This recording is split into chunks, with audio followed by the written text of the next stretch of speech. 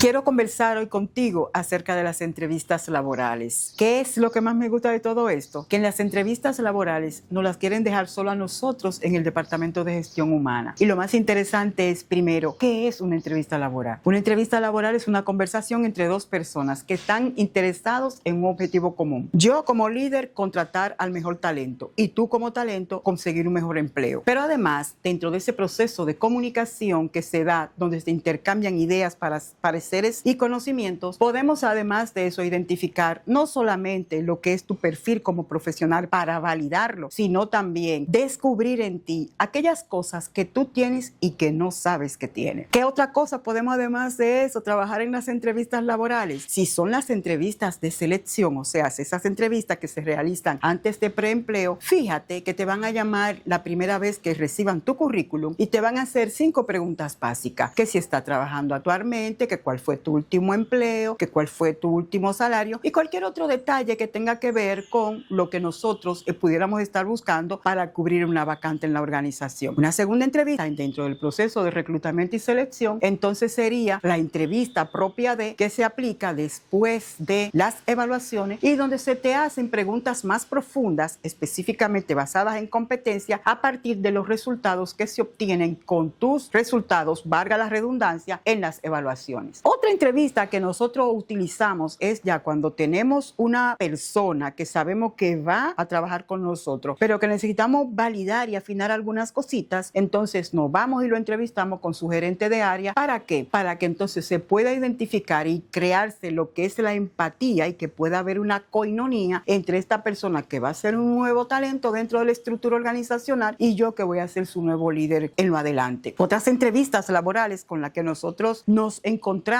que no necesariamente tienen que ver con reclutamiento y selección, están las entrevistas que tienen que ver con el proceso de evaluación del desempeño. Ya en otra ocasión les hablaré de cómo se maneja este proceso en la entrevista de evaluación del desempeño, porque la evaluación del desempeño no es solamente la entrevista. La entrevista es la parte final donde vemos lo que fue un periodo de tiempo determinado tuyo dentro de la organización y cuál fue tu comportamiento en cuanto a lo que tiene que ver tu desarrollo y lo que tiene que ver con tu desempeño como tal en tu espacio laboral. Otra entrevista que nosotros como líderes tenemos es aquella que tiene que ver con la de los movimientos internos. ¿Por qué? Porque tenemos que validar si tú estás listo para un siguiente nivel, si tú estás listo para moverte a otra área y qué pudiera tú agregarle además del know-how que tú tienes de la empresa a este nuevo puesto, que es nuevo para ti, más no para la organización. Otra de las entrevistas que nosotros casi siempre también valoramos mucho es la entrevista de salida. En la entrevista de salida nosotros nos encontramos con que la gente ya después que se has desvinculado de la organización puede decir cuáles son aquellas cosas que no le funcionaron mientras fue empleado y el por qué pudiera estar tomando una decisión de irse desvinculándose él de la organización o de lo contrario, cuando a ti te desvinculan, ¿qué tú crees que pudo ser el detonante para que se tomara una decisión de esa envergadura y sacarte ya del staff de los empleados como tal? Es interesante además de eso que las personas sepan que cuando van a una entrevista laboral deben estar preparados. ¿Por qué? Porque si bien es cierto que hay preguntas que son por default, que son preguntas que se aplican y que se le hacen a prácticamente todos los candidatos, es posible que tú te encuentres con una experta como yo que trabajo todo esto que te pueda hacer preguntas que tú no te estabas esperando y que además